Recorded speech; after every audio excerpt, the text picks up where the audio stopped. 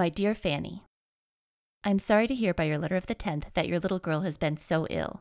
I hope she has got quite well before this. I have not a doubt but worms as the principal cause of her complaints. Children that eat everything as they like and feed as heartily as yours does must be full of worms.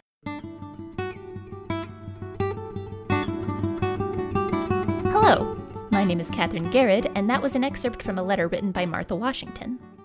I am very excited to introduce my new project, Your Most Obedient and Humble Servant, a women's history podcast where I feature the kinds of 18th and early 19th century women's letters that don't always make it into the history books.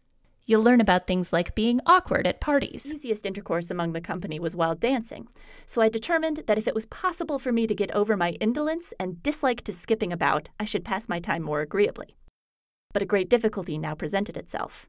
I had forgotten the figures of the reals and cotillions as entirely as if I had never learnt them. Regency-era women's fashion. And when we went to dress, there was such breaking of strings and snapping of laces, such pulling and pinching and pinning, and so many concealments to make, and so much time consumed in these various operations that I almost cried with vexation. Virginia was the best of the two, and her shoulders kept popping from under her corsets and petticoats, so that by the end of the evening she was almost undressed. And of course, you'll hear some pretty scandalous gossip. We live in an age of discovery.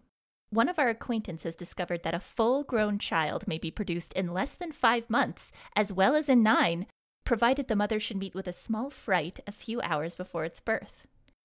In every episode, I discuss a different letter with a different public history professional, so you'll get a variety of perspectives and insights into a surprising number of topics. I like that she frames it as, they just won't pay their debts. They just won't do it, guys. It's not that they don't have any money. Sorry, I get really heated about this perspective on Shays Rebellion. I hope you enjoy listening to the podcast as much as I enjoyed making it. I hesitate to do too much reading into one letter like this. I know. And yet I love to do it. And I am, as ever, with my sincerest regards, your most obedient and humble servant.